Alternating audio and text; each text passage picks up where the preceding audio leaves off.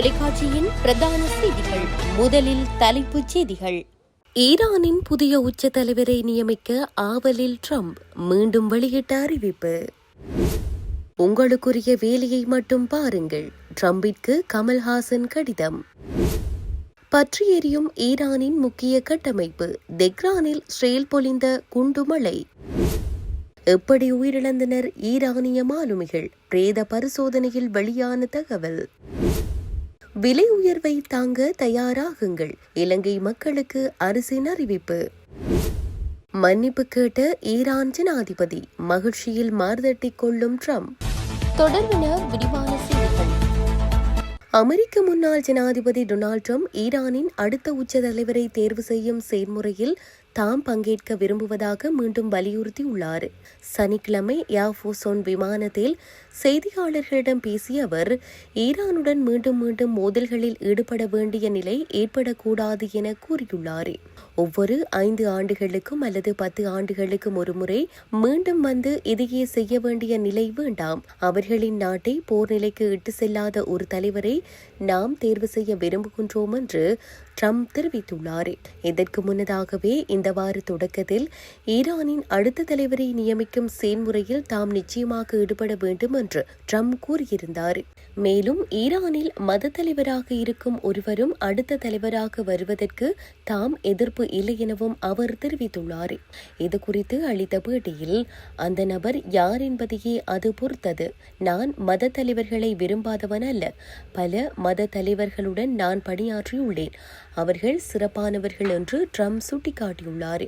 ட்ரம்பின் இந்த கருத்துகள் ஈரானின் அரசியல் எதிர்காலம் குறித்து சர்வதேச அரசியல் வட்டாரங்களில் புதிய விவாதங்களை ஏற்படுத்தியுள்ளன. உங்களுக்குரிய வேலையை மட்டும் நீங்கள் பாருங்கள் என்று அமெரிக்க ஜனாதிபதி டொனால்ட் ட்ரம்பிற்கு மற்றும் அமெரிக்க அரசுக்கு நடிகரும் மக்கள் நீதி மய்யம் கட்சியின் தலைவருமான கமல்ஹாசன் கடிதம் மூலம் கண்டனம் தெரிவித்துள்ளார். ரஷ்யாவிடம் இருந்து இந்தியா 30 நாட்களுக்கு கச்சா எண்ணெய் வாங்கிக் கொள்ள அமெரிக்கா அனுமதி அளித்துள்ளது. இதற்கு கடும் ஆட்சேபனை தெரிவிக்கும் விதத்தில் கமல்ஹாசன் டொனால்ட் ட்ரம்பிற்கு சனிக்கிழமை கடிதம் எழுதியுள்ளார். அந்த கடிதத்தில் அவர், இந்திய மக்களாகிய நாங்கள் இறையாண்மை மிக்க மற்றும் சுதந்திரமானதொரு நாட்டை சார்ந்தவர்கள். நாங்கள் தொலைதூரத்தில் உள்ள வெளிநாடுகளில் இருந்தும் வரும் கட்டளைகளை ஒருபோதும் ஏற்க மாட்டோம். தயவு செய்து உங்கள் தகுதிக்குட்பட்ட உங்களுக்கான வேலையை மட்டும் நீங்கள் கவனியுங்கள். இறையாண்மை நாடுகளின் இடையே பரஸ்பர மதிப்பு இருந்தாலே உலகளாவிய அமைதி நீடித்திருக்க அடிப்படை அடித்தளமாகும். உங்கள் நாட்டுக்கும் அதன் மக்களுக்கும் அமைதியும் வளமும் நல்க வாழ்த்துகிறேன். இப்படிக்கு கமல்ஹாசன் ஒரு பெருமைமிகு இந்திய குடிமகன் என்று குறிப்பிட்டிருக்கிறார். ஈரான் தலைநகரமான தெஹ்ரானில் பல பகுதிகளில் சுமார் 1 மணி நேரத்திற்கு நீடித்த வான்வழி தாக்குதல்கள் நடைபெற்றதாக சர்வதேச ஊடகங்கள் செய்தி வெளியிட்டுள்ளன. ஈரானின் புரட்சிகர காவல் படையுடன் தொடர்புடைய செய்தி நிறுவனம் தெஹ்ரானின் தெற்கு பகுதியில் உள்ள எண்ணெய் சுத்திகரிப்பு நிலையம் மற்றும் எண்ணெய் கிடங்குகள் மீது அமெரிக்கா மற்றும் இஸ்ரேல் இணைந்து குண்டுவீச்சு நடத்தியதாக தகவல் வெளியிட்டுள்ளது. இந்நிலையில் இஸ்ரேலின் பாதுகாப்பு படை தெஹ்ரானை நோக்கி புதிய தாக்குதல்களின் அலை ஒன்றை தொடங்கியுள்ளதாக அறிவித்துள்ளது. ஈரானிய ஆட்சியின் கட்டமைப்புகளை குறிவைத்து இந்த தாக்குதல்கள் நடத்தப்பட்டதாகவும் விரைவில் கூடுதல் விவரங்கள் வெளியிடப்படும் எனவும் IDF தெரிவித்துள்ளது. தற்போதைய போர் தொடங்கியதிலிருந்து ஈரானின் தேசிய முக்கியத்துவம் வாய்ந்த எண்ணெய் கட்டமைப்புகள் மீது இஸ்ரேல் நேரடியாக தாக்குதல் நடத்தியதாக கூறப்படுவது இதுவே முதல் முறை என அதிகாரிகள் தெரிவித்துள்ளனர். தாக்குதல்களால் ஏற்பட்ட சேதம் மற்றும் உயிரிழப்புகள் குறித்து இதுவரை அதிகாரப்பூர்வமான முழுமையான தகவல்கள் வெளியாகவில்லை. சமூக ஊடகங்களில் வெளியாகியுள்ள காணொளிகளில் தெஹ்ரானின் தெற்கு பகுதியில் பெரிய தீப்பற்றி எரிவதை போன்ற காட்சிகள் பரவி வருகின்றன.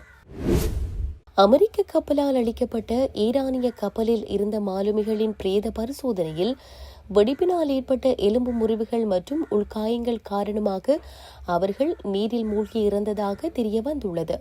ஈரானிய கப்பல் மீது நீர்மூழ்கி கப்பல் தாக்குதல் நடத்தியதன் காரணமாக மூழ்கிய கப்பலில் இருந்த 84 மாலுமிகளின் உடல்கள் ஸ்ரீலங்கா கடற்படையினரால் காலி தேசிய மருத்துவமனைக்கு கொண்டுவரப்பட்டன.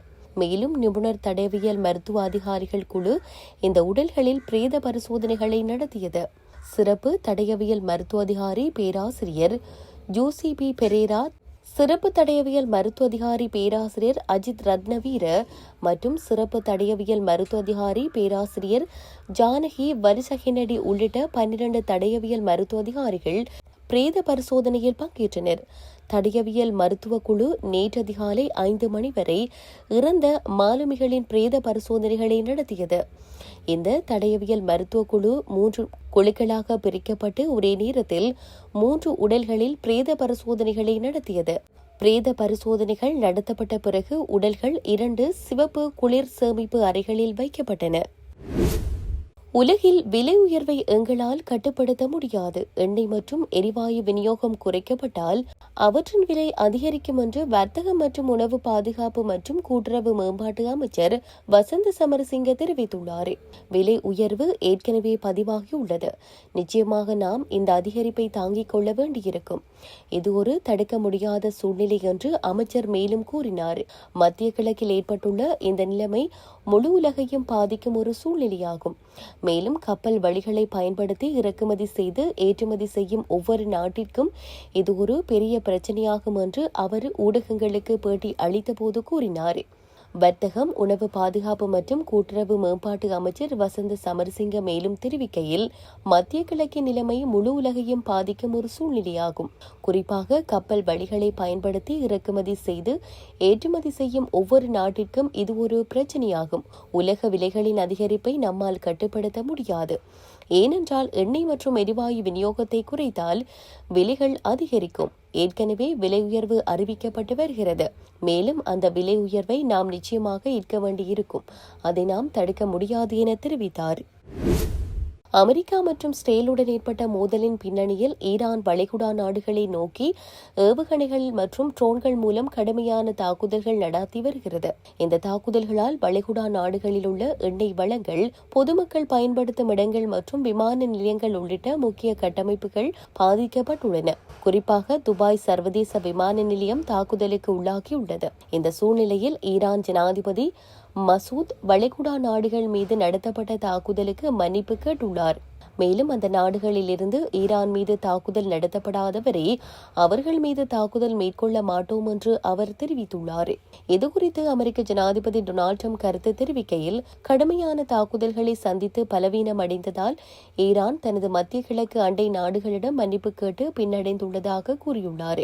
இனி தாக்குதல் நடத்த மாட்டோம் என்ற உறுதியும் அமெரிக்கா மற்றும் இஸ்ரேல் மேற்கொண்ட தொடர்ச்சியான தாக்குதல்களால் தான் ஈரான் வழங்கியதாக அவர் சுட்டிக்காட்டியுள்ளார். அத்தோடு ஈரான் மத்திய கிழக்கு பிராந்தியத்தில் ஆதிக்கம் செலுத்த முயற்சித்து வருகிறது என்றும், பல ஆயிரம் ஆண்டுகளில் முதன்முறையாக அண்டை மத்திய கிழக்கு நாடுகளிடம் தோல்வியை சந்தித்துள்ளதாகவும் ட்ரம்ப் குறிப்பிட்டுள்ளார்.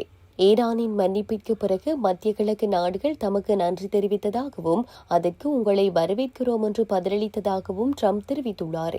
அத்தோடு அமெரிக்க நேரப்படி சனிக்கிழமை ஈரானுக்கு மிக கடுமையான தாக்குதல் நடத்தப்படும் என்றும், இதுவரை இலக்காக வைக்கப்படாத பகுதிகளும் ஈரானின் நடவடிக்கைகள் காரணமாக தாக்கப்படும் என்றும் அவர் எச்சரிக்கை விடுத்துள்ளார். முன்னதாக இந்த நிபந்தனையுமின்றி சரணடைய வேண்டும் என்று ட்ரம்ப் எச்சரித்திருந்த நிலையில் ஒருபோதும் சரணடைய மாட்டோம் என்று ஈரான் அதிகாரப்பூர்வமாக பதிலளித்துள்ளமை குறிப்பிடத்தக்கது. இத்துடன் செய்திகள் யாவும் நிறைவு பெறுகின்றன. மேலதிக செய்திகளை அறிந்து கொள்வதற்கு www.tamilaram.com எனும் இணையதளத்தை பார்வையிடுங்கள்.